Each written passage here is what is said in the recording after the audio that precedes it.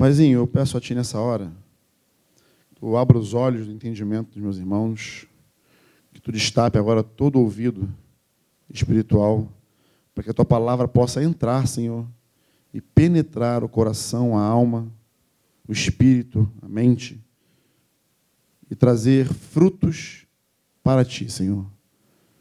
Lembrando, Pai, que eu sou apenas um mero instrumento. Me usa, Senhor, nessa manhã para comunicar a Tua vontade à Tua igreja, Pai. No nome de Jesus. Amém? Eu quero contar para vocês uma experiência. E através dessa experiência, aquilo que brotou no meu coração esse fim de semana para compartilhar com vocês. Muito possivelmente, vocês já estão assim, a maioria talvez, conscientes daquilo que eu vou falar hoje. Mas foi aquilo que Deus colocou no meu coração. E eu espero poder compartilhar com vocês. Amém? Estou brincando aqui com o Pablo ali, né? Que ele é parecido com o Douglas Lima, mas quem acompanhou aí as redes sociais sabe que a gente esteve num show, enfim, não sei como é que fala. No stand-up dele lá em Teresópolis, né?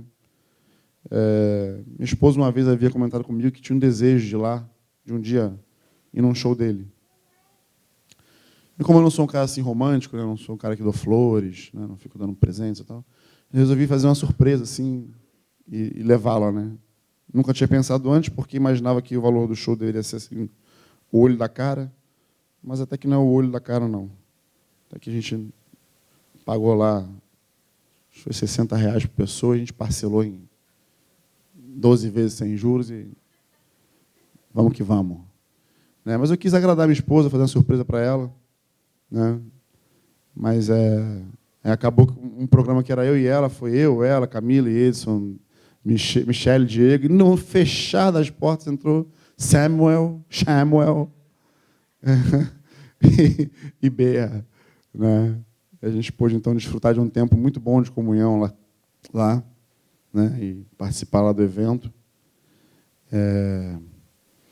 E aí eu vou contar uma experiência que eu tive nesse stand-up, né? Bom, galera aqui emocionada, sai cedo, o show era 8h30, aconselhada a chegar lá às 8h da noite, meia hora antes, mas era 5h30 da tarde e a gente já estava na fila.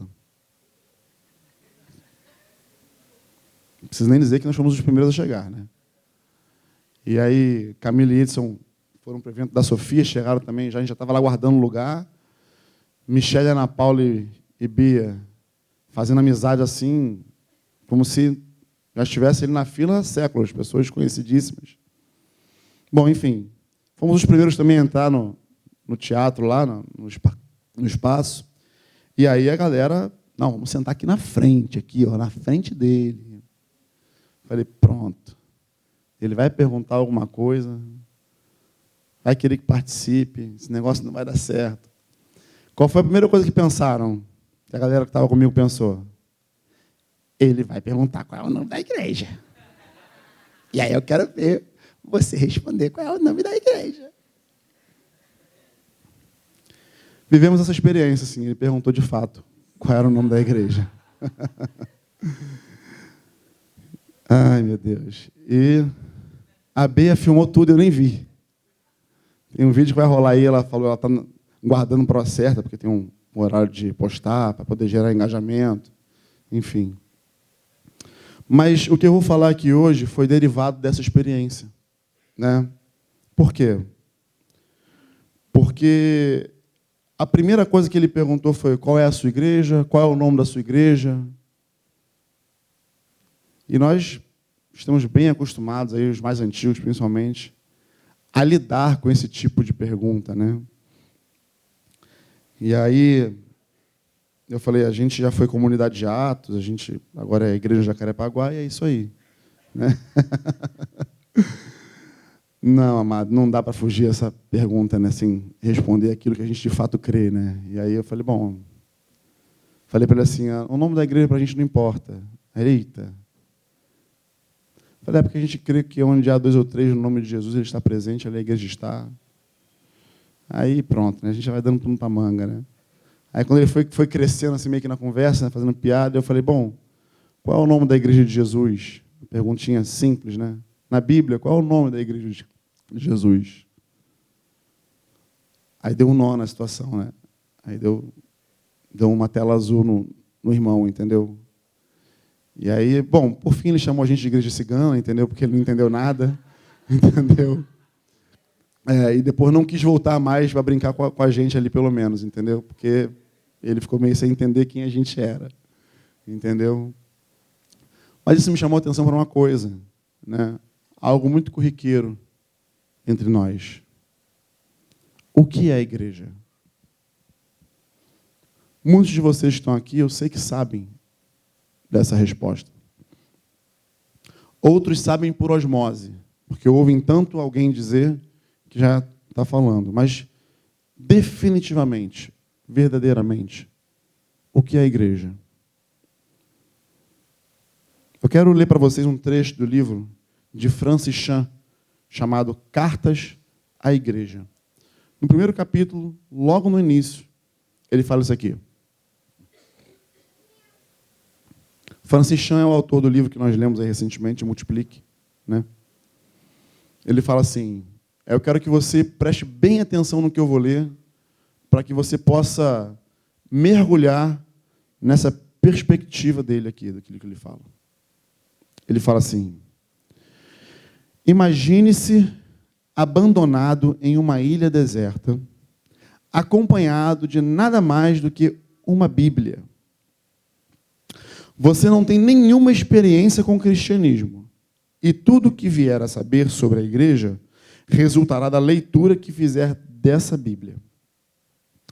Como você vislumbraria a dinâmica de uma igreja? Falo sério. Feche seus olhos por 2 minutos e tente visualizar a ideia que construiria acerca da igreja. Agora pense em sua atual experiência com a igreja. As coisas se parecem? Você consegue lidar com essa constatação? Forte, não é forte? Mais forte para uns que leem a Bíblia e entendem aquilo que ele quis alcançar, para outros nem tanto, porque ele não vai entender o que ele quis dizer, porque não lê a Bíblia. Mas o que ele fala aqui é forte.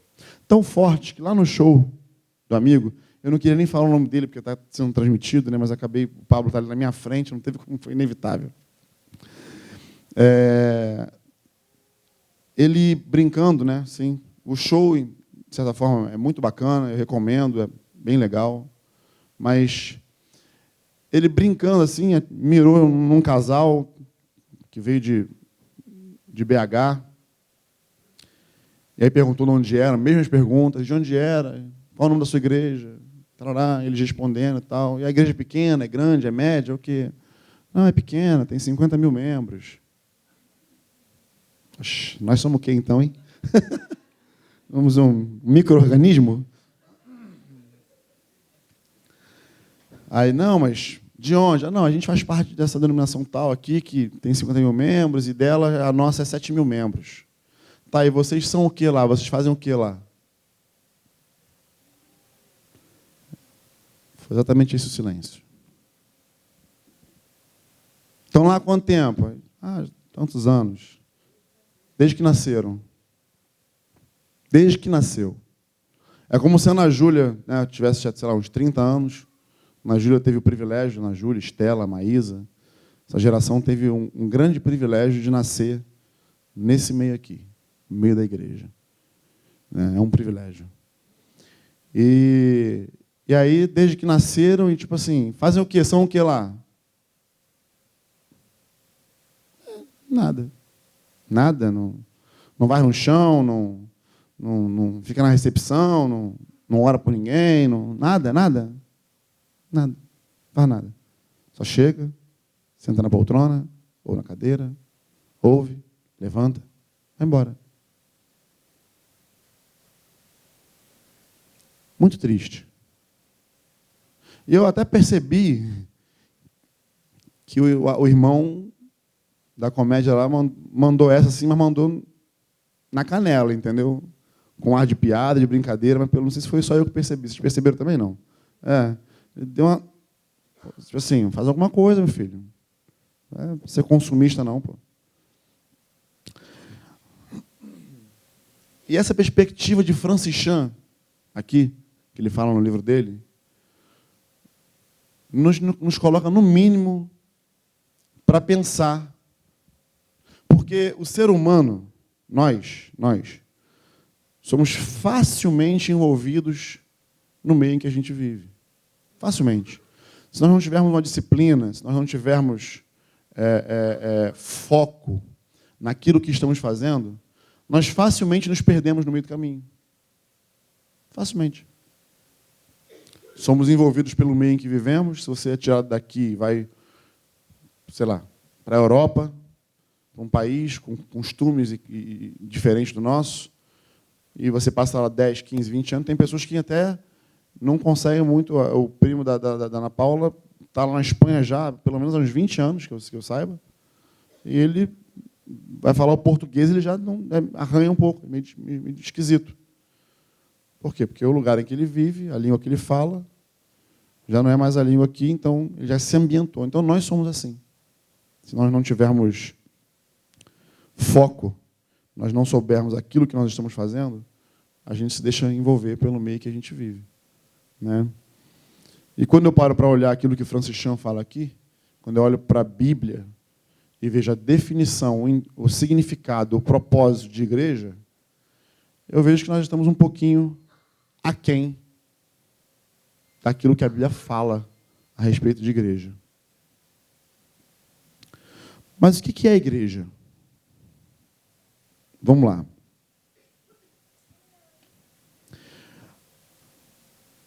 Vocês sabem quando foi a primeira vez que esse nome foi mencionado na Bíblia?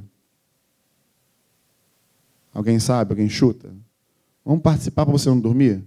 Deixa só a galera do fundão dormir, que lá é mais quentinho. No frio você não consegue dormir aqui, na frente. A palavra igreja é mencionada a primeira vez por Jesus em Mateus, capítulo 16, versículo 13 a 19. Deixa eu ver aqui, eu fiz um compilado aqui para poder ser mais acelerado, mas eu não copiei esse texto. Ah, valeu. Boa. Pode ser na RA mesmo. Vamos ler aí até o 19, tá? Assim, indo Jesus para os lados de Cesareia de Filipe, perguntou a seus discípulos: quem diz o povo ser o Filho do Homem?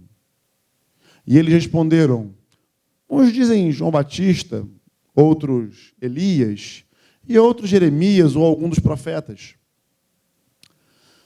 Mas vós, continuou ele, quem dizeis que eu sou? Respondendo, Simão Pedro disse: tu és o Cristo, o Filho do Deus vivo. Então Jesus lhe afirmou: bem-aventurado és, Simão Barjonas, porque não foi carne e sangue que te revelaram, mas meu Pai que está nos céus. Também eu te digo que tu és Pedro, e sobre esta pedra edificarei a minha igreja, e as portas do inferno não prevalecerão contra ela. Dar-te-ei as chaves do reino dos céus.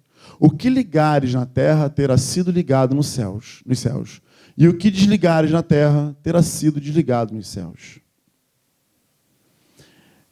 Nesse contexto da revelação de Pedro, foi a primeira vez em que você ouviu falar do significado da palavra igreja.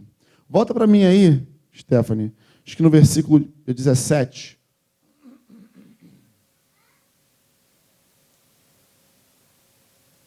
Isso aí. Deixa eu falar uma coisa para vocês que me ocorreu ontem, lendo esse texto. Que eu acredito que só pode ser o Espírito Santo mesmo que dá essas coisas. Quando você... Porque é um texto que a gente lê todos os dias. Quem conhece esse texto aqui? Levanta a mão. Quem conhece? Pouca gente não conhece, né? Então, é um texto bem conhecido, porque é um texto onde Pedro é revelado de quem é Cristo, e onde Jesus diz que quem revelou a ele foi o Pai que está no céu. Mas olha o que Jesus fala para Pedro. Ao que Jesus lhe afirmou, ali está abençoado, né? Está na King James, agora mudou, né? Bem-aventurado, abençoado, feliz és tu, Simão, filho de Jonas, porque não foi revelado por carne ou sangue, mas pelo meu Pai que está no céu. Jesus, antes de falar o que vem a seguir, acerca da revelação, Jesus ele traz a identidade de Pedro. Quem mudou o nome de Pedro para Pedro foi Jesus. Antes, o nome dele era o quê? Simão. Simão, irmão de André. Eles eram irmãos, filhos de Jonas, ou filhos de João. Não há um consenso muito, né, porque o nome João e Jonas no hebraico é bem parecido. Então, mas na RA, por exemplo, fala: bem-aventurado és tu, Simão Bar-Jonas, que Bar é filho de Jonas, porque não foi nem carne nem sangue que te revelou. Agora, o significado do nome Simão é aquele que ouve. Um ouvinte. E até então, até Jesus ser morto, assunto aos céus, e os discípulos ficarem lá em Jerusalém orando para serem revestidos do Espírito Santo, cheios do Espírito Santo, até esse momento, Pedro ainda era um Simão, ainda era aquele que ouvia. Muito embora aqui, o Senhor mudou a identidade dele. Tu é bem-aventurado, eu te digo que tu és pedra, Cefas. E sobre essa pedra, sobre essa rocha, eu vou edificar a minha igreja. Jesus fundamenta a igreja dele sobre a revelação que Pedro teve, mas mudou o nome dele para algo consistente, firme, para que essa revelação, para aquilo que Jesus falou, ficasse firmado, bem assentado. Lembra lá dos dois fundamentos? Aquele que ouve essa minha palavra, edifica na rocha. Aquele que ouve essa minha palavra, não pratica, edifica na areia. O fundamento aqui é a rocha. A gente sabe que a rocha é Jesus. Pedro passa aqui, então, a ser uma alegoria para aquilo que Jesus estava para construir dali para frente. Né? Depois que Jesus é assunto aos céus, e o Espírito Santo vem, quem foi o primeiro a discursar? Naquela história lá do batismo no Espírito Santo, todo mundo falando em língua. Pedro. O primeiro discurso dele, em Atos 2, 14 a 41, não vou abrir não, só uma referência. Ele fala, ele prega, ele fala o que está acontecendo, e 3.000 se batizam, se convertem e se batizam. Posteriormente a isso, Atos 10, Deus usa quem? Para abrir as portas do Evangelho para nós. Tem algum judeu aqui, não? Luizinho. Não brinque com a minha boca. Eu estou aqui tô num momento solene, Luizinho. Não faz isso comigo. Por favor. Olha o reverendo me olhando ali. Ó. Decidinho deve estar olhando de lá também. Não, por favor. É brincadeira, tá, gente? É brincadeira. Mas, sendo nós todos aqui de origem gentílica, então, né, Pedro foi usado pelo Espírito Santo, conduzido, para abrir as portas do Evangelho para nós.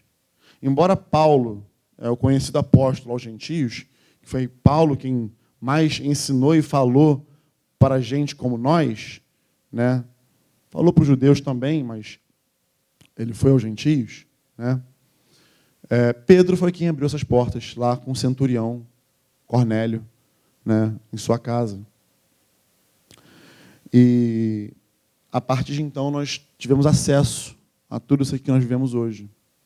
Mas qual o significado de igreja? Qual é a palavra que Jesus usa quando ele fala isso aí? Quando ele estriba, quando ele apoia a revelação de Pedro, né, sobre essa revelação aí, onde ele apoia, na rocha lá, Pedro, qual a palavra que ele usa para a igreja? Quem está perto de mim está careca de ouvir isso mesmo. Entendeu? Vocês sabem também. Eclésia. A palavra traduzida no grego é eclésia. E eclésia, de uma maneira assim bem, né, uma sentença, significa... Deixa eu ler aqui, porque eu escrevi para poder não falar errado. Entendeu? Significa assim... Grupo de pessoas chamado para fora de seus lares a um lugar público.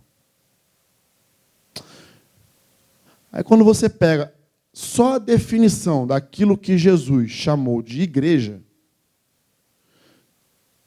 já dá para perceber que tem alguma coisa errada. Ou não? Ah, Luciano, mas aqui a gente está num lugar público, qualquer um pode entrar. Não muito, porque quem passa lá na frente agora não sabe que a gente está aqui. Entendeu? Mas realmente, essa aqui é uma reunião pública da igreja, mas qualquer pessoa que entre, ela é bem-vinda aqui. Seja crente, judia, ímpia, ela é muito bem-vinda. Mas quando você para observar a definição de igreja,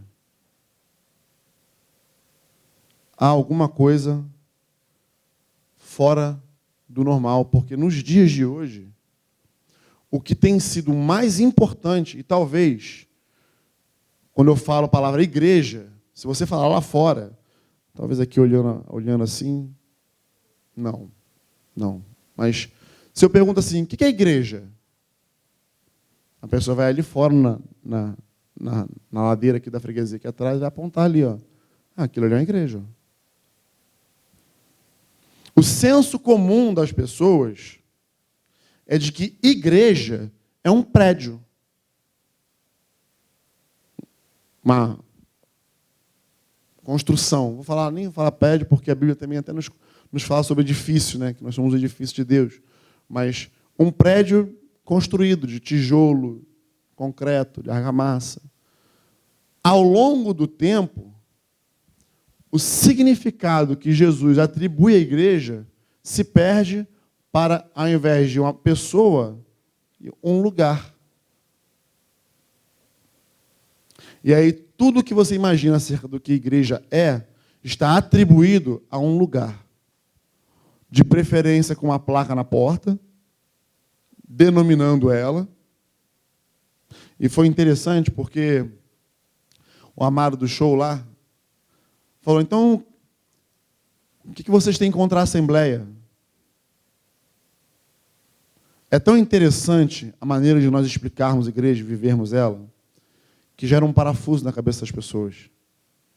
Em momento nenhum a gente disse que é contra. A gente só falou que não é importante para nós. Eu falei, para a gente não é importante isso. Achei legal porque a Michele... O que vocês são, hein? A Michele lá no ato. De Jesus! Aí o cara, eita, ignorante ela. Todos nós somos, pô. Mas é porque é o que de fato importa. Quando Jesus olha para nós, quando Jesus morre na cruz, ele morre por uma igreja, a única que existe na face da terra. Claro que eu entendo os desdobramentos históricos acerca da igreja.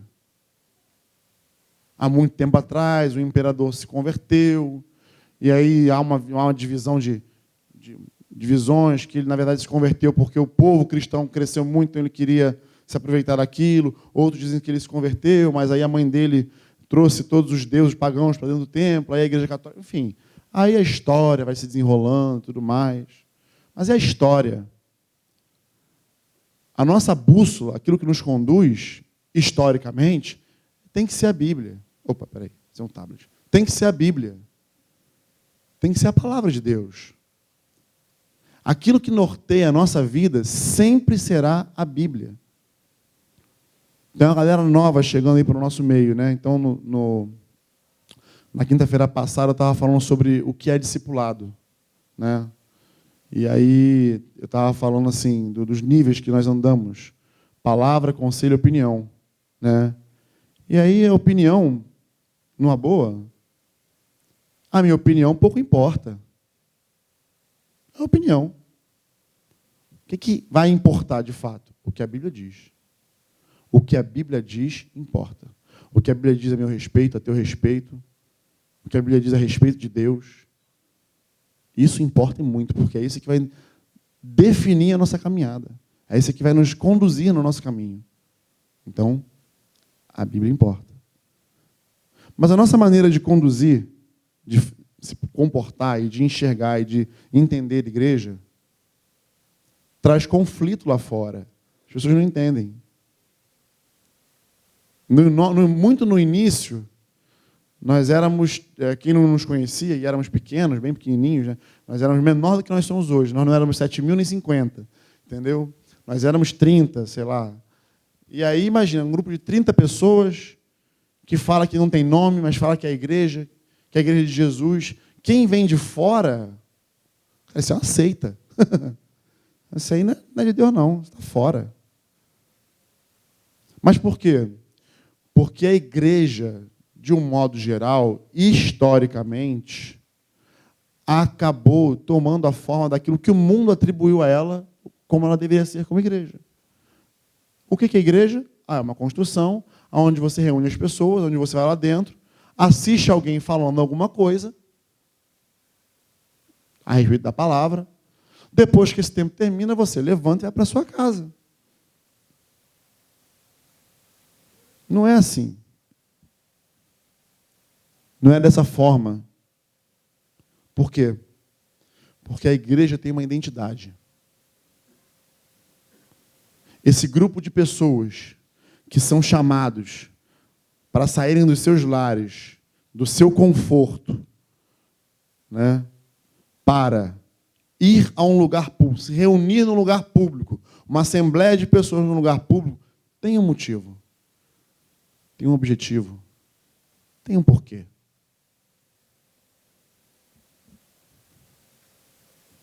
A identidade da igreja é o amor. Jesus fala em João 13, 34, 35. Eu lhes dou um novo mandamento, que vocês amem uns aos outros, assim como eu os amei, que também vocês amem uns aos outros. Nisto, todos conhecerão que são meus discípulos, se tiverem amor uns aos outros.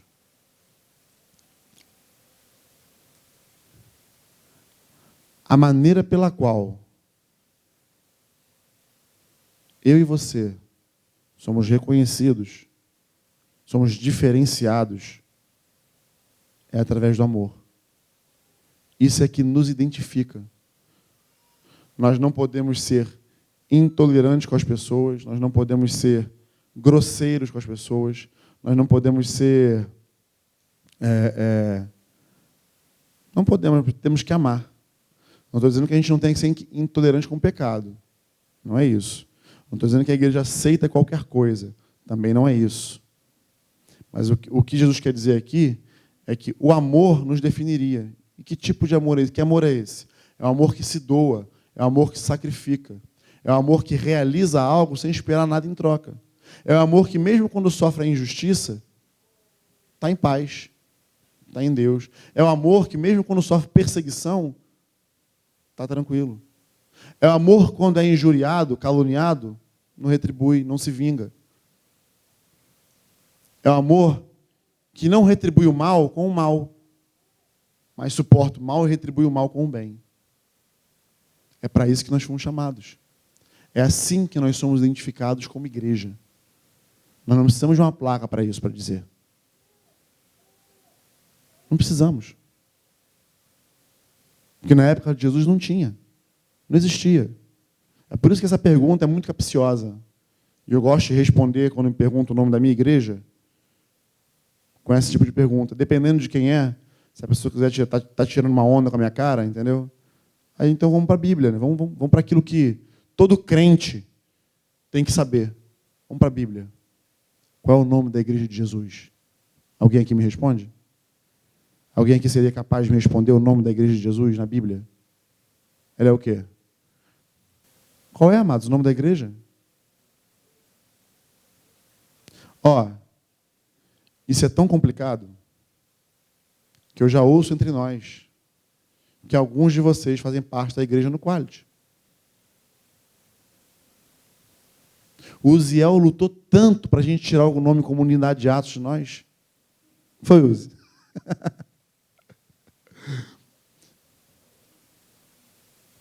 Nós temos uma identidade, amados.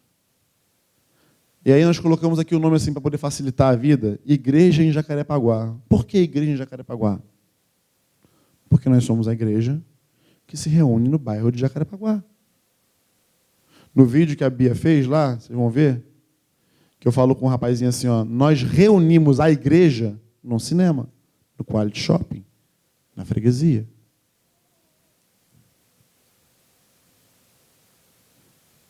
Você não vai na igreja.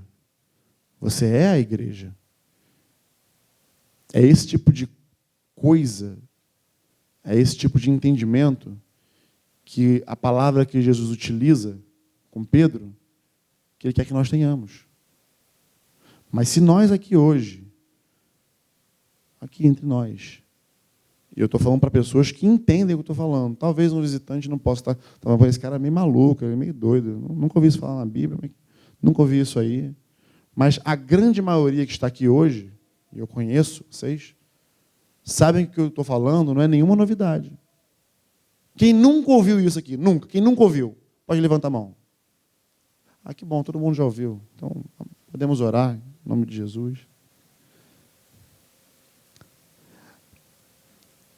A Bíblia, a igreja é representada na Bíblia por algumas formas. Exército, família, corpo. Olha que interessante, família, olha que interessante. Efésios 2,19. Assim vocês não são mais estrangeiros e peregrinos, mas concidadãos dos santos e membros da família de Deus. Gálatas 6,9. E não nos cansemos de fazer o bem, porque no tempo certo faremos a colheita, se não desanimarmos. Por isso, enquanto tivermos oportunidade, façamos o bem a todos, mas principalmente à família da fé. Então a Bíblia nos define como família. Família tem a ver com o que as pessoas definem como igreja hoje? Não tem como. É impossível você olhar para uma construção e dizer que aquilo ali é uma igreja. Você pode dizer que aquilo ali é um salão onde a igreja se reúne. Também nem podemos dizer que aquilo ali é um templo. Porque, segundo a Escritura, nós hoje somos casa de Deus. Nós somos a habitação de Deus. Nós somos o templo do Espírito Santo. O templo passou a sermos nós. Claro, se você olhar para o Antigo Testamento, é evidente que existia um templo construído. Mas Jesus já traz logo um escândalo e ninguém entendeu o que ele quis dizer. Quando os discípulos passaram assim para aquele templo em Jerusalém lá, nossa, ficaram admirados com a construção do templo. Era algo assim muito suntuoso. E aí Jesus vira e fala assim, destrua esse e construa um novo em 3 dias. Tu entende o que ele quer dizer com isso? Claro, tu leu a Bíblia, tu viu o que aconteceu, mas os discípulos na época? Claro que não. Um templo que levou 46 anos para ser erguido, o cara vem e fala, tu vai levantar em 3? Pô, tu é maluco. Pode internar no sanatório. É impossível. Por quê? Porque a mente dos homens estavam atreladas àquilo ali, a um objeto, a algo que a mão deles pudesse apalpar.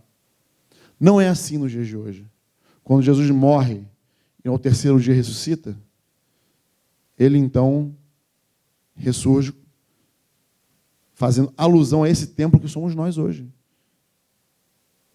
Hoje somos templo do Espírito Santo. Hoje, já preguei isso aqui há um tempo atrás, falando de Moisés, da intimidade que Moisés tinha com Deus. Fiz até uma pegadinha, gosto muito. Quem gostaria de ter intimidade com Deus, de Moisés com Deus? Ah, eu queria e tal. Falei, pois é, mas a gente tem algo hoje muito mais importante que Moisés tinha na época dele. nós hoje podemos desfrutar de uma comunhão integral com Deus. Moisés tinha que esperar Deus se manifestar em algum lugar. Tinha que armar lá o templo, a tenda, o templo itinerante. É tão interessante porque o primeiro templo que foi realizado, que foi construído, que foi Moisés construiu, né, era algo itinerante. Você montava e desmontava. Já apontava para a gente hoje. Nós somos um templo ambulante, um templo andante. Entende? Mas Moisés não podia desfrutar daquilo que eu e você desfrutamos hoje. Mas Moisés valorizava cada instante na presença de Deus. É algo para a gente se pensar hoje. Você tem valorizado cada instante da tua vida na presença do Senhor? Ainda mais sabendo que Ele habita em você. Sabendo que você é a casa dEle, é o templo dEle, é a morada dEle. Tem pensado sobre isso?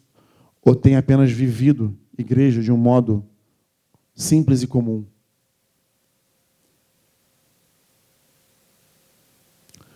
Viver igreja é muito mais do que estar aqui sentado domingo pela manhã e no meio de semana num grupo caseiro.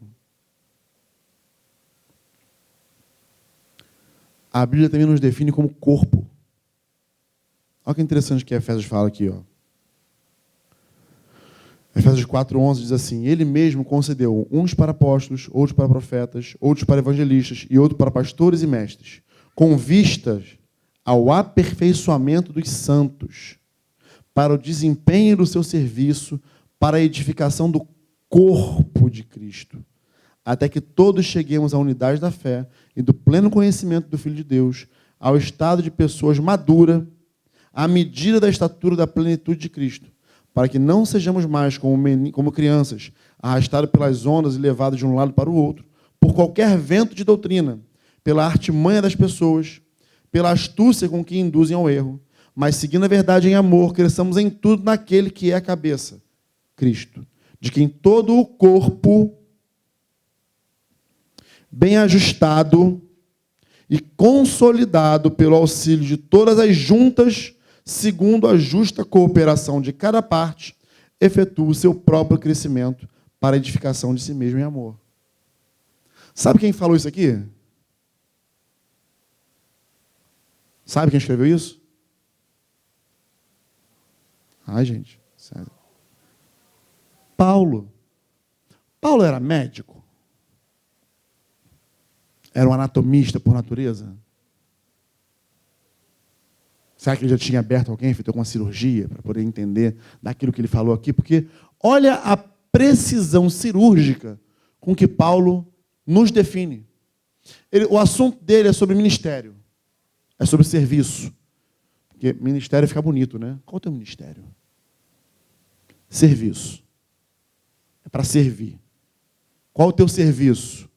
No que você, lembrando a pergunta do irmão lá no show, no que você serve a igreja? Tu vai no chão? A concepção dele até um pouco difusa, mas o serviço aqui era apóstolos, profetas, pastores, evangelistas, mestres, porque cada um tem um, e segundo a justa operação de cada parte, edifica o quê? O corpo, a igreja. Aí ele fala de juntas e ligamentos. Hoje, com o conhecimento que nós temos, nós não somos médicos, mas graças ao telefone, né, celular, a gente pode acessar aí e tal. Eu, quando fraturei a mão, já abri um raio-x da mão na internet para ver o que tinha fraturado e o que não tinha, conhecendo a mão assim bem. Hoje nós podemos fazer isso. Na época de Paulo, não. Então, hoje, você pode ter uma amplitude maior do que Paulo está querendo dizer aqui. Para que servem juntas, ligamentos?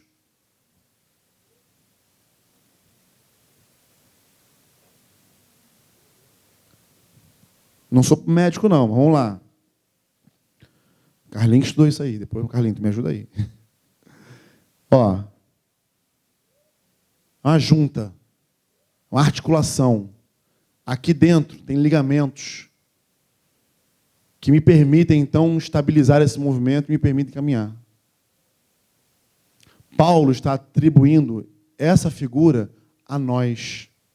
Talvez você seja um ligamento cruzado anterior do joelho que vai trazer a estabilidade, a firmeza, para que um irmão que está do seu lado, que é o pé, precise para dar o passo.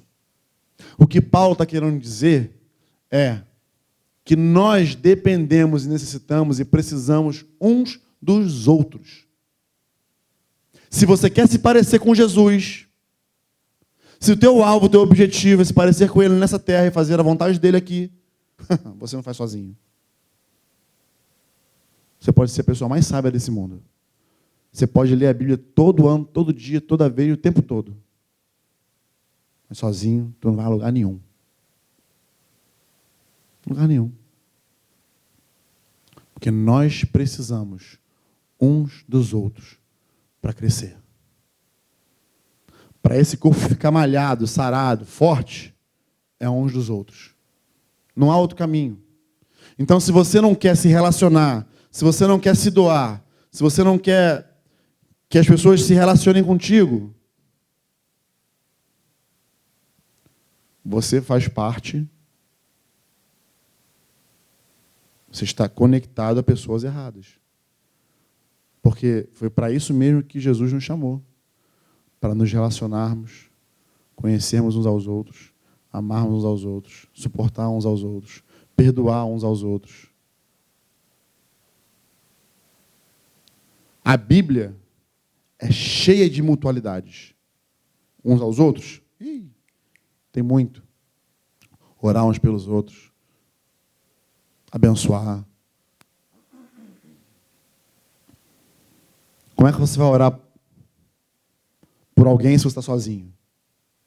Como é que você vai amar alguém se você está sozinho? Como é que você vai perdoar alguém que te ofendeu se está sozinho? Se protegendo, se dividindo, se escondendo, se esquivando daquilo que o Senhor chamou para você pertencer. Não dá para você cantar música. Somos corpo, assim bem ajustado, totalmente ligado, unidos, vivendo em amor, uma família. Não dá para cantar isso de olho fechado. Não dá para cantar isso se você entende o verdadeiro valor da igreja. Se for apenas uma canção, tu canta e vai embora. Agora, se você entende o verdadeiro valor da igreja pela qual Jesus Cristo morreu, tu vai olhar no olho do teu irmão e falar, somos corpo, eu e você. Então, no momento em que você estava naquele hospital lá, sendo operado, eu estava orando por você. No momento em que você teve Covid, eu temi. Eu chorei, eu orei. Temi por perder você, porque você faz parte de mim. E isso é ser corpo. Ele está alegre, eu estou alegre. Ele está feliz, eu estou feliz, porque a vitória dele é a minha vitória. Ele está triste, eu me entristeço com ele. Isso vai muito além de estar aqui aos domingos, de estar no grupo caseiro, de ouvir alguém falar no microfone. Isso reflete o teu propósito de vida, o nosso propósito de vida. E quanto mais você se esconde disso, quanto mais você se aparta disso, mais doente você fica. Porque quem anda só, anda muito mal acompanhado. Porque, segundo a Bíblia, o solitário busca os seus próprios interesses. Aquele que anda sozinho é egoísta. Você nunca vai ver na Bíblia alguém andando só, mediante o mandato de Jesus. Era 2 em 2. Já em Provérbios já dizia, é melhor ser em 2 do que 1, porque se um cair, o outro levanta. Nós nos completamos, amado. E se você se permitir ser tocado por esse corpo, não tem como você não crescer. Não tem como você se tornar maduro em Cristo. Por quê? Porque esse lugar aqui está cheio de pessoas que vão confrontar você, vão decepcionar você, vão chatear você, vão abençoar você, vão confrontar você. Porque aquele que é maduro em Cristo, que entende essa concepção de igreja, se recusa a ver alguém no erro e no pecado e se conformar com isso. Se recusa a ver o irmão caminhando para a morte, indo para o inferno, e falar, não, o discipulador dele que se vire. Não está comigo? Não faz parte. Eu sou joelho, ele é cotovelo, está muito longe. Eu sou pé, ele é mão. Ih, até chegar lá.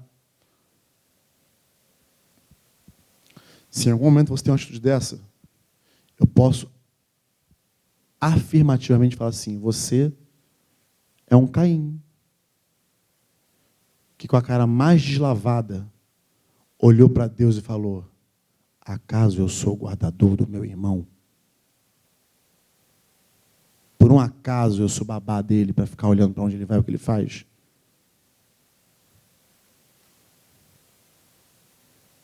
Somos todos responsáveis uns pelos outros. Essa é a maneira que o Senhor escolheu para que eu e você vivêssemos como igreja. E se você está vivendo diferente disso, está vivendo errado. Se está vivendo, se alimentando só do culto que nós pregamos aqui, já está ruim para você. Por quê? Porque a gente não é pregador. Se você quer viver de pregação, eu aconselho você, abre o YouTube, procura lá o Luciano Subirá, procura lá Hernando Dias Lopes. Eu recomendo esses irmãos. São muito melhores que eu, o Zé e o Cidinho juntos. Franco. Ouve o Franco. Não vem para cá domingo me ouvir. Ouve o Zé. Porque o que nós vivemos, e o que nós cremos, é que nós somos igreja, nós somos corpo, bem ajustados, ligados.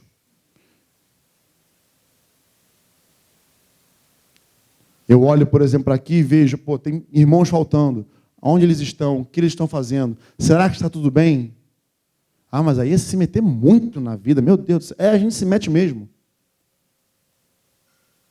Porque um dia se meteram na minha vida, e olharam para mim e falaram, cara, tu precisa de Jesus, precisa se parecer com Ele. Eu todo torto, cheio de problemas, deficiências no meu caráter. E alguém foi se metendo, foi me ajudando, ao ponto de me tirar da minha casa, do conforto da minha casa, do conforto do meu lar. Moro na kitnetzinha, mas era confortável. Para eu ser disciplinado, ir para um sítio lá em Santíssimo. Eu nem sabia onde era. Mal tinha passado da Tijuca para o Grajaú. Você é Campo Grande, Deus me livre. Mas eu morei lá. E o meu armário era uma bolsa de viagem. Por quê? Porque um dia, um homem olhou para mim e falou assim, eu tenho como te ajudar, você quer ajuda? Se importou. E porque ele se importou, há 22 anos atrás, eu estou aqui hoje falando para vocês. De alguma maneira, Deus me transformou nisso aqui. Porque alguém se importou. Alguém enfiou o dedo na ferida. Alguém olhou para mim e falou assim, você é preguiçoso. Você precisa aprender a trabalhar. Tem que se esforçar. Isso aqui não condiz com a vida de Jesus. Se arrepende. Abandona esse vício, abandona esse pecado. É porque alguém falou essas coisas para mim que hoje eu estou aqui. Mas vai você hoje falar isso para essa geração. A geração do conforto, a geração da informação. Vai pegar um jovem desse hoje, com 18 anos de idade, 19, não, tinha 20 anos de idade, e fala para ele que ele vai ter que parar a vida dele, que ele não vai receber pelo trabalho que ele vai fazer, que ele vai ficar parado durante 5 meses da vida dele, sem estudar, sem trabalhar, sem fazer nada, sem produzir nada. Vai só virar concreto, peneirar terra, para aprender para quem ele trabalha.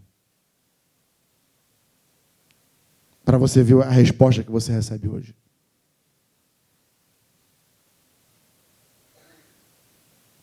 Eu recebi um conselho nessa época do Cidinho, que é a pessoa que eu me refiro aqui, né? Não preciso. Assim, não é perdido tempo em que se afia o machado. Não é perdido tempo. Você vai ficar aqui por tempo indeterminado. Consegue conceber o nível de sujeição? Eu era um jovem que não tive referências paternas, criado pela minha mãe e pela minha tia, acostumado a fazer o que eu queria, quando eu queria e como eu queria. Desde muito novo. Desde a idade da minha filha, por exemplo, hoje, Ana Júlia. Eu ligava para minha tia, minha mãe, para poder avisar que eu estava numa outra cidade, que eu não iria à aula naquele dia, que eu não iria fazer acontecer, e é assim. Aí pensa num jovem crescendo dessa maneira, fazendo tudo o que queria. Minha mãe e minha tia não tinham instruções, não tinham instrução, né? Então, me deram tudo o que podia, da maneira que podia, como podiam, mas eu cresci sem esse norte. E aí, pega essa pessoa que se converte, que olha para Cristo, que é Jesus, e aí, a partir daí, então, começa seu tratamento. Lapidando o caráter. Ó, isso aqui está fora. Isso não se parece com Jesus. Isso está fora. Percebe o nível de sujeição? De submissão? Se você fosse um espectador da minha vida, estivesse aqui no meu ombro aqui, talvez você pudesse falar assim, cara, isso é loucura, sai fora. Que é isso? Se você visse o lugar onde eu fiquei, úmido, chovia dentro, sem nenhum conforto. Você fala, cara, você não precisa disso. E de fato não precisava. Eu tinha uma casa, eu tinha um lugar para ir. Eu tinha uma mãe que cuidava, que lavava minhas roupas, passava, que cozinhava, não tão bem, mas cozinhava. Deus a tenha. Eu não precisava estar ali. Por que eu estava ali então? Por que eu decidi ficar? Porque eu criei no amor de um homem que olhou para mim e se importou. Como igreja. Eu já estou aqui. Talvez você tenha uma história parecida. Ou não. Mas aquilo que o Senhor nos chamou para ser, é ser igreja. Corpo. Bem ajustado. Ligados. Dando suporte uns aos outros. Que se nega a ver alguém no erro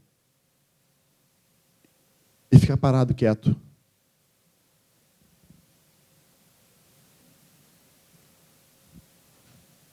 A igreja também tem uma missão. Nós fomos criados com um propósito. Individual e coletivo. E no que se refere a um propósito coletivo, você vai ver na Bíblia, em Mateus 28, 18, 20, que Jesus fala assim, Jesus, aproximando-se, falou-lhes dizendo, toda a autoridade me foi dada no céu e na terra. Portanto, vão e façam discípulos de todas as nações, batizando-os em nome do Pai, do Filho e do Espírito Santo, ensinando-os a guardar todas as coisas que eu tenho ordenado a vocês. E eis que estou com vocês todos os dias até o fim dos tempos, ou até a consumação dos séculos. Essa é a nossa missão, a minha e a tua. Não pense que é porque eu estou aqui em cima, que eu sou pastor, que a nossa missão é diferente, porque não é. Porque se somos corpo, se nos movimentamos como um só, esse é a nossa missão. Esse é o nosso chamado. É para isso que nós estamos aqui ainda. Para apresentar o Evangelho de Jesus Cristo ao mundo. E aí eu logo me lembro da brincadeira do irmão lá no show. E da tristeza que deve ter sido para aquele casal poder falar que eles apenas sentavam e assistiam ao culto durante a vida inteira.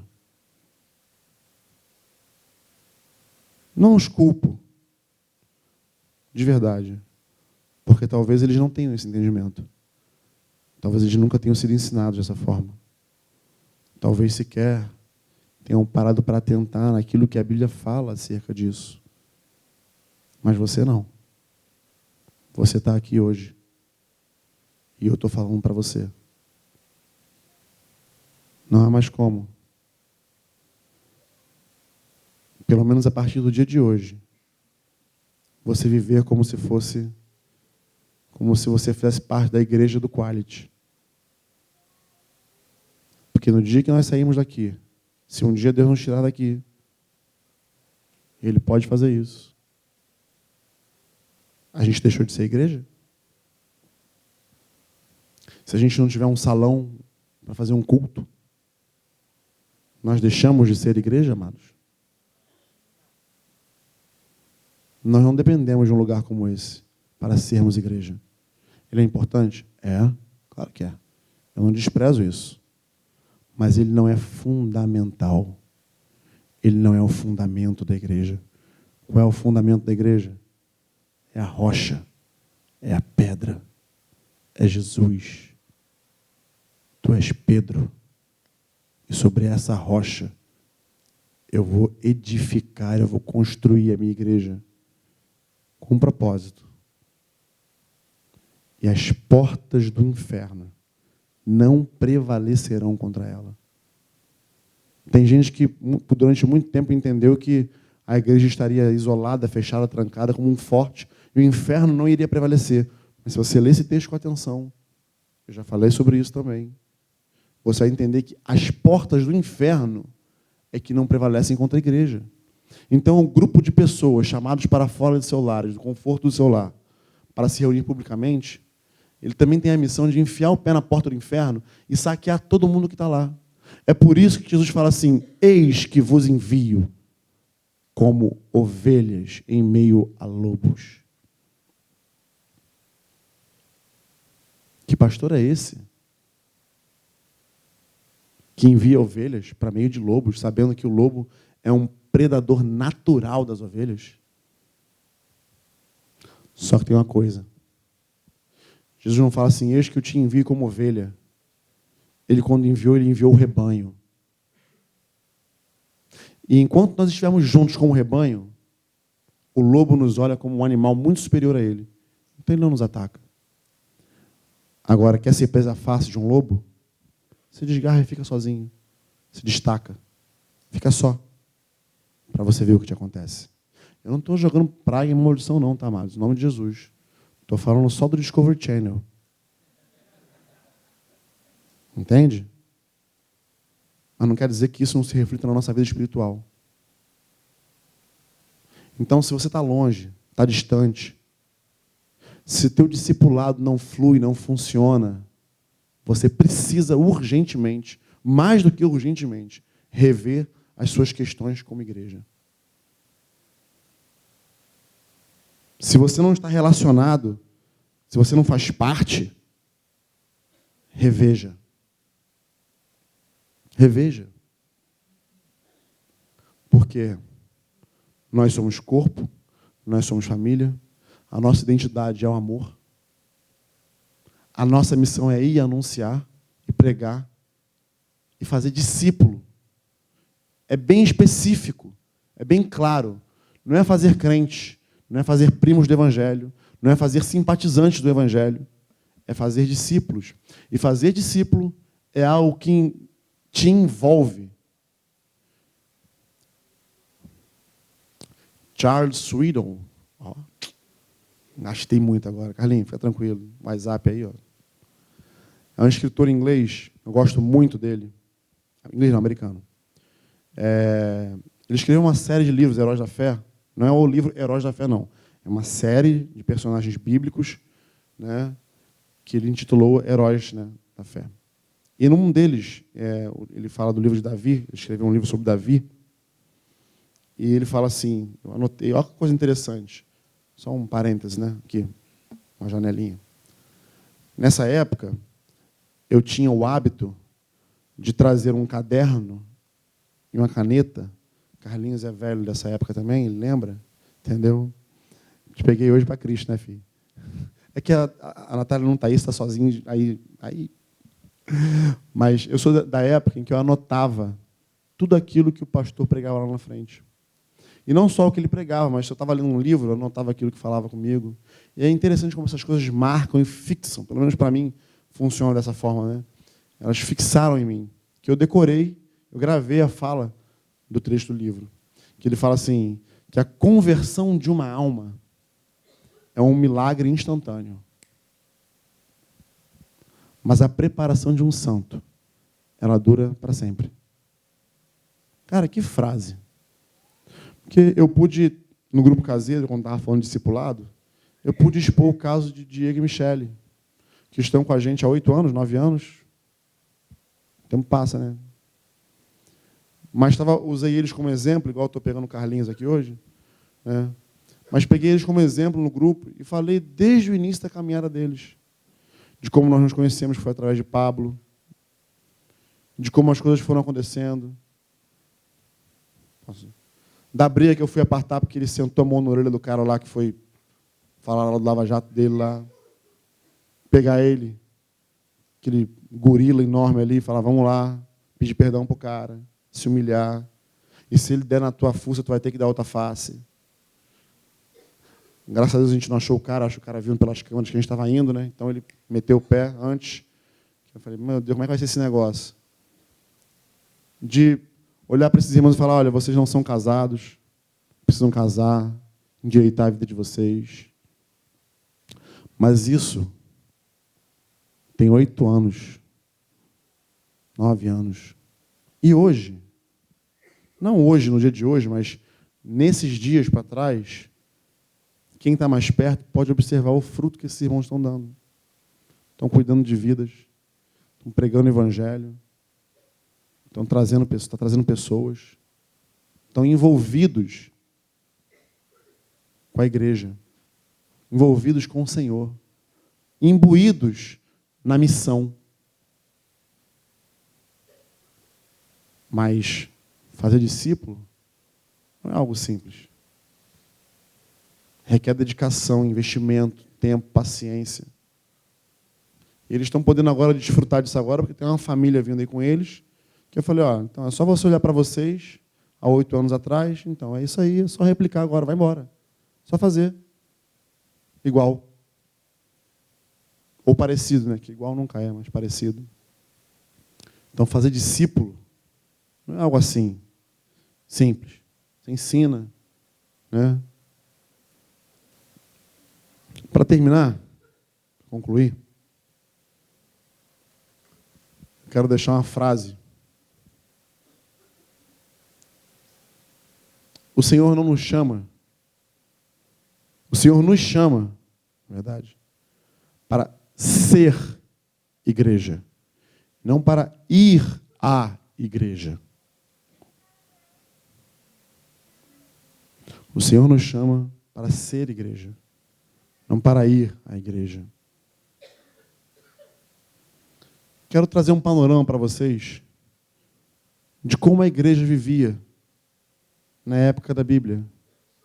Para vocês, então, terem assim um vislumbre daquilo que nós podemos alcançar. Daquilo que, na verdade, nós devemos observar, né? Os tempos são outros, a modernidade está aí, nunca vai ser igualzinho, mas as bases, os princípios, os fundamentos, o alicerce tem que ser efetivamente o mesmo. Lá em Atos dos Apóstolos, no capítulo 2, versículo 42 em diante, diz assim: e perseveravam na doutrina dos apóstolos e na comunhão, no partir do pão e nas orações. Deixa eu só fazer uma observação aqui, ó. Eles perseveravam na doutrina dos apóstolos, no ensinamento que os apóstolos davam, na comunhão e no partir do pão. Conseguiram entender uma diferença aqui? Olha, um outro vício nosso errado aqui, só biblicamente falando. Bater uma comunhão lá na casa do Ziel. Bora lá. O que você pensa imediatamente? Vai ter o quê? O nosso princípio de comunhão está intimamente relacionado a comer. Porque a gente come. Você vê o Ziel ali que, né? Eu também, fui tirar uma foto esses dias, o vento bateu. Estou igual o Flavinho, já com barriguinha, só comendo. O crente tem saúde, amados, né? E apetite. Mas uma coisa que nós precisamos aprender, que comunhão e partir o pão são duas coisas distintas. Comunhão é ter tudo em comum. Quer ver um exemplo? Se você juntar Edson, Abner, Guilherme, calma, vou chegar lá, calma. Deixa eu ver. O Wilton também, Davi, filho do Pablo ali. Você juntar eles num canto, essa turma vai falar de um assunto. Qual assunto? Futebol. Comum. Um assunto comum. Estão tendo tudo em comum. Vão zoar o Vasco, embora não é mais motivo de zoação, né, índio? Para quê? Para que tripudiar em cima do cadáver? Fazer isso. Vão falar do Botafogo. Tipo assim, quando é que o Botafogo vai voltar ao normal? Né? Vamos falar do Fluminense. Tipo, estão cheios de esperança que vão ganhar a Libertadores. Mas o resultado a gente já sabe. E vamos terminar isso é de UFC, porque é melhor. Entendeu? Se você me juntar com o Diego, por exemplo, né? Eu, Diego, é só eu e você, né, Diego? A gente tem algo, além de Jesus, a gente tem algo comum, jiu-jitsu. Você olha para a orelhinha dele ali, você vê que a minha não é, não, mas a dele. Né? Quem não sabe, o Diego foi competidor de jiu-jitsu, MMA, faixa preta. Cuidado, hein? Eu ando com ele direto. Hein? Então a gente troca mensagem, jiu-jitsu, a gente fala, a gente gosta disso. Comum, comunhão. Se tu juntar Camila com o Diego, com o irmão que o Diego está trazendo lá, o chefe Mourão lá, qual é o assunto? Comida. Isso é ter tudo em comum. É um assunto específico. A comunhão é isso. Mas é ter em comum em Cristo. Perseveravam na doutrina dos apóstolos, ou seja, nos ensinamentos, né? E na comunhão, você tinha tudo em comum em Cristo. Imagina, você para poder imaginar, através do exemplo que eu dei aqui agora, como não deveria então ser o assunto desses irmãos em comunhão. Imagino que foi a experiência que eles poderiam repartir, é a maneira como eles conheceram Jesus, a maneira como Jesus se apresentou a eles. Que é algo, inclusive, belo de se ouvir de qualquer pessoa que o conhece. Eu lembro do meu cunhado ali, grandão, bonitão, né? No dia que a gente estava na festa da roça, lá no Primavera. E que a gente fez lá que Deus atendeu a oração da Raquel, que olhou para o grandão e falou, Senhor, salva a alma e dá a carcaça. Né? Deus atendeu a oração dela. Entendeu? E se você parar para sentar e ouvir a história dele, é linda. Se você parar para poder ver a história do Carlinhos, também. Que se desviou e tal, foi rebelde, voltou. Calma, Carlinhos, calma. Voltou. Mas é bonito de ouvir. Porque é bonito de você ouvir, é agradável aos ouvidos de você ouvir, de seres humanos que quiseram viver as suas vidas à sua própria maneira, mas em algum momento, como Saulo a caminho de Damasco, encontraram Jesus. E aí, a maneira, o modo, são os mais variáveis possíveis, mas todos eles são belos de se ouvir, porque fala da redenção do homem diante do Senhor. Isso é lindo. Isso é ter tudo em comum. E lógico, não pode faltar o partir do pão, né? Um pão sem glúten, um pão sem fermento, né? Um pão bom de se comer, né? E nas orações, amados. Perseveravam na doutrina dos apóstolos, na comunhão, no partir do pão e nas orações. Olha que coisa interessante. Algo que hoje nós temos que marcar e anunciar e falar, venham orar. E aí, quando bomba assim de gente, vem 7 pessoas. Era algo comum. Era algo natural de se fazer para essa igreja. Em cada alma havia temor, e muitos prodígios e sinais eram feitos por meio dos apóstolos. Todos os que criam estavam juntos e tinham tudo em comum. Vendiam as suas propriedades e bens, distribuindo o produto entre todos, à medida que alguém tinha necessidade. Diariamente perseveravam unânimes no templo, partiam o pão de casa em casa e tomavam as suas refeições com alegria e singeleza de coração, louvando a Deus e contando com a simpatia do povo. Enquanto isso, o Senhor lhes acrescentava dia a dia os que iam sendo salvos. O relato de Lucas aqui nesse texto, porque ele experimentou isso, ele viveu isso aqui, era de que enquanto a igreja fazia algo comum, algo simples, algo que você não precisa ser formado, pós-doutorado, pós-graduado, para entender, ser um teólogo. Partiam o pão, estavam juntos, oravam, tinham temor no coração em Deus, obedeciam aos ensinamentos dos apóstolos. E ao viver isso, tinham tudo em comum. Viam que existiam alguns irmãos que tinham necessidade, outros tinham mais, eram mais abastados. Vendiam o que tinham, supra necessidade no meio aí do corpo. E ao fazer isso, ter essas atitudes simples, o Senhor acrescentava aqueles que iam ser salvos, dia após dia. Aí você pode imaginar como fica o meu coração como pastor quando eu olho para esses lugares vazios aqui e falo, caramba, alguma coisa ainda não está conferindo. Nós precisamos sempre observar, olhar, rever, para poder estarmos conforme a palavra de Deus nas nossas vidas. Então, sejamos simples no nosso caminhar, mas simplicidade não quer dizer raso. Sejamos simples, porém profundos, para que possamos alcançar raízes profundas em Deus e andarmos da maneira que Ele espera que a gente ande, sendo igreja, não vindo à igreja. Amém? Podemos orar em nome de Jesus? Eu quero convidar você a fazer uma pequena meditação, né?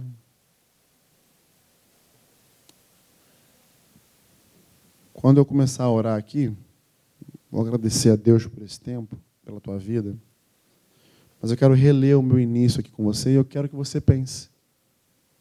Pensa, quando os irmãos vão ministrando aqui, cantando a canção, pensa sobre o que foi falado aqui. Pensa sobre o que é a igreja e como você tem vivido. E aonde você se encaixa e aonde você não está encaixado, que você precisa se encaixar. Francis Chan fala que imagine-se abandonado numa ilha deserta, acompanhado de nada mais do que uma Bíblia. Você não tem nenhuma experiência com o cristianismo e tudo o que vier a saber sobre a igreja resultará da leitura que fizer dessa Bíblia. Como você vislumbraria a dinâmica de uma igreja? Falo sério. Feche os seus olhos por 2 minutos e tente visualizar a ideia que construiria acerca da igreja. Agora pense em sua atual experiência com a igreja. As coisas se parecem? Você consegue lidar com essa constatação? Eu sei que muita gente se feriu com a igreja. Eu sei que muita gente se decepcionou com a igreja. Eu sei que algumas pessoas vieram de uma igreja que acabou se dividindo. Uma igreja sem pastoreio, uma igreja que priorizava outras coisas. E aí, essa experiência aqui que ele fala, ela deve ser bem variada entre nós. Mas eu não quero que você pense na sua experiência passada.